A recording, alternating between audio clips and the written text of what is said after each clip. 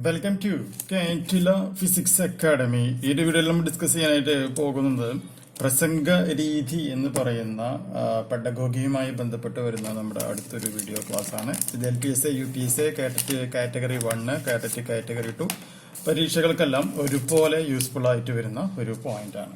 അപ്പൊ എന്താണ് പ്രസംഗ രീതി അല്ലെങ്കിൽ ലെക്ചർ മെത്തേഡ് എന്നുള്ളത് നമുക്ക് നോക്കാം.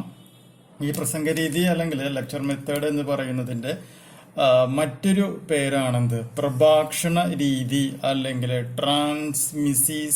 ട്രാൻസ്മിസീവ് രീതി എന്ന പേരിലും ഇത് അറിയപ്പെടുന്നുണ്ട്. ഇത് ബോധന രീതികളിലെ ഏറ്റവും പഴക്കമുള്ള ഒരു മെത്തേഡാണ് എന്ന് മാത്രമല്ല ഇതൊരു അധ്യാപക കേന്ദ്രീകൃതമായിട്ടുള്ള ഒരു ബോധന രീതി കൂടിയാണ് എന്നുള്ളത് മനസ്സിലാക്കുക. എന്ന് പറയുകയാണെങ്കിൽ വിദ്യാർത്ഥികൾക്ക് വിജ്ഞാനം നേരിട്ട് പകർന്നു കൊടുക്കുന്നതിലൂടെ പ്രധാന ആശയങ്ങൾക്ക് ഊന്നൽ നൽകുന്നതിനും വിശദീകരിക്കുന്നതിനും ഏറ്റവും അഭികാമ്യമായ ബോധന രീതി അല്ലെങ്കിൽ ബോധന മാർഗം ഏതാണ് എന്ന് ചോദിക്കുകയാണെങ്കിൽ പ്രസംഗ രീതിയാണ്. ഈ ഒരു പ്രസംഗ രീതി എന്ന് പറയുന്നത് ഹയർ സെക്കൻഡറി തലത്തിലും അതിനു മുകളിലും ഇന്നും ഉപയോഗിച്ചു വരുന്ന ഒരു ഏറ്റവും കോമൺ ആയിട്ടുള്ള ഒരു ബോധന രീതി കൂടിയാണ്. ആ പോയിന്റുകളെല്ലാം തന്നെ ഓർത്തിരിക്കുക. ഇനി ഈ പ്രസംഗ രീതി എന്ന് പറയുന്നത് ലംബമായ പഠനത്തെ അല്ലെങ്കിൽ വെർട്ടിക്കൽ ലേണിങ്ങിനെ അടിസ്ഥാനമാക്കിയിട്ടുള്ളതാണ്. അപ്പൊ പ്രസംഗ രീതിയുടെ മറ്റൊരു ഇമ്പോർട്ടന്റ് പോയിന്റ് എന്ന് പറയുന്നത് ലംബമായ പഠനത്തെ അടിസ്ഥാനമാക്കിയിട്ടുള്ളതാണ് എന്നുള്ളതാണ്. എന്ന് മാത്രമല്ല ഏറ്റവും ചെലവ് കുറഞ്ഞതും ഏറ്റവും സൗകര്യപ്രദവും മായിട്ടുള്ള ബോധന രീതി ഏതാണ് എന്ന് ചോദിച്ചാൽ അതിന്റെ ഉദാഹരണം എന്താണ്? ഈ പറയുന്ന പ്രസംഗ രീതി തന്നെയാണ്. കാരണം പ്രസംഗ രീതി പ്രകാരം നമുക്ക് ഒരു ആശയം മറ്റുള്ളവരിലേക്ക് എത്തിക്കുവാനായിട്ട് നമുക്ക് മിനിമം ആവശ്യമുള്ളത് എന്ത് മാത്രമാണ്? ഒരു ബ്ലാക്ക് ബോർഡ് മാത്രം മതി. ഇപ്പൊ നല്ലൊരു ബ്ലാക്ക് ബോർഡും ചോക്കും നന്നായി സംസാരിക്കാൻ അറിയുന്ന ഒരു വ്യക്തിയും കൂടിയാണ് എന്നുണ്ടെങ്കിൽ പ്രസംഗ രീതി ഉപയോഗിച്ചുകൊണ്ട് ഏറ്റവും ചെലവ് കുറവും സൗകര്യപ്രദവുമായ രീതിയിൽ ഒരു ആശയം ഒരു വലിയ ഒരു ഓഡിയൻസിന്റെ മുമ്പിൽ അവതരിപ്പിച്ച് അവരെ തൃപ്തിപ്പെടുത്തുവാനും അവർക്ക് ആ ഒരു ആശയം കൈമാറ്റം നടത്തുവാനും സാധിക്കും.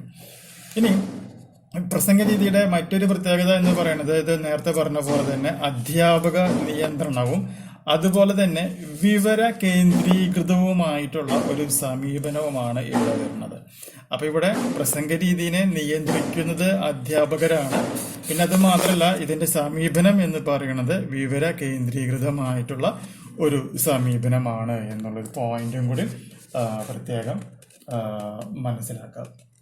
ഇനി ഇവിടുത്തെ ഏറ്റവും വലിയ പ്രത്യേകത എന്ന് വെച്ചിട്ടുണ്ടെങ്കിൽ അധ്യാപകനാണ് ഇവിടുത്തെ ഏറ്റവും പ്രധാനപ്പെട്ട ഒരു പോയിന്റ്. അപ്പൊ അധ്യാപകൻ എന്ത് ചെയ്യുന്നു?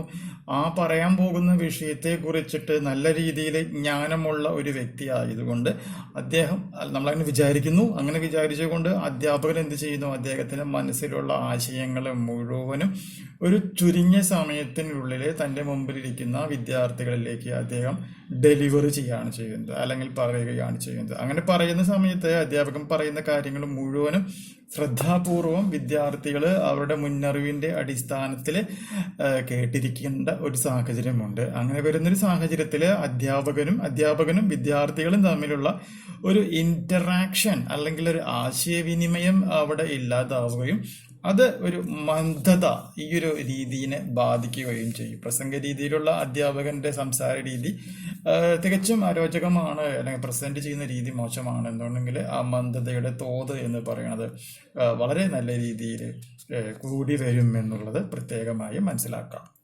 ഓക്കെ, ഇനി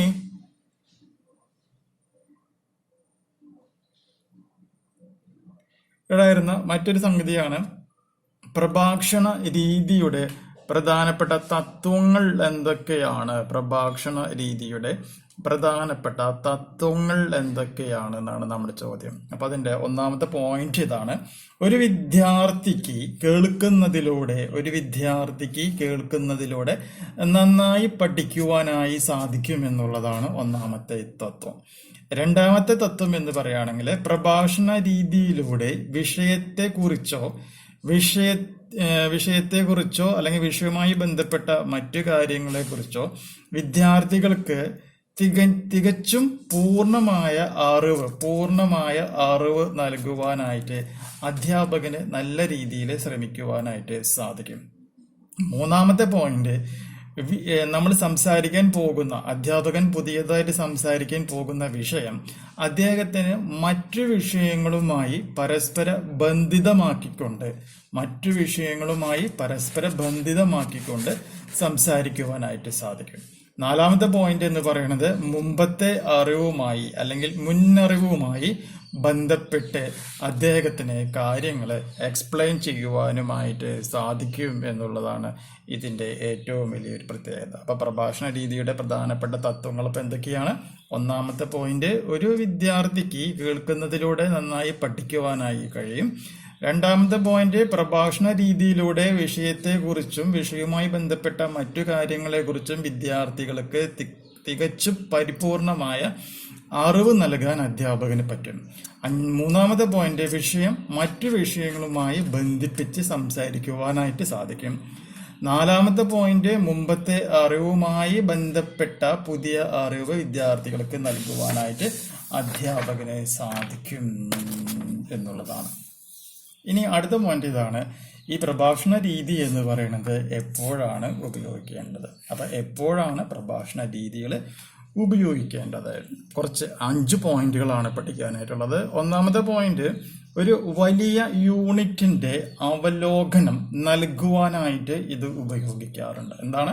ഒരു വലിയ യൂണിറ്റിന്റെ അവലോകനം, അതാണ് പോയിന്റ്. ഒരു വലിയ യൂണിറ്റിന്റെ അവലോകനം നൽകാനായിട്ട് ഇത് നമുക്ക് ഉപയോഗിക്കാൻ പറ്റും. രണ്ടാമത്തെ പോയിന്റ്, വിദ്യാർത്ഥികളെ പ്രചോദിപ്പിക്കുന്നതിനും വിഷയത്തിലെ അവരുടെ താല്പര്യം വികസിപ്പിക്കുന്നതിനുമുള്ള ഫലപ്രദമായ ഒരു മാർഗമാണ് ഏത് എന്ന് പറയുന്നത്? പ്രഭാഷണ രീതി. അപ്പോൾ വിദ്യാർത്ഥികളെ എന്തൊക്കെ ചെയ്യണം? പ്രചോദിപ്പിക്കണം. അതുപോലെ തന്നെ താല്പര്യം ഉണ്ടാക്കുവാനും അല്ലെങ്കിൽ താല്പര്യം വികസിപ്പിക്കുവാനും പറ്റുന്ന ഫലപ്രദമായ ഒരു രീതിയാണ് ഈ പ്രഭാഷണ രീതി.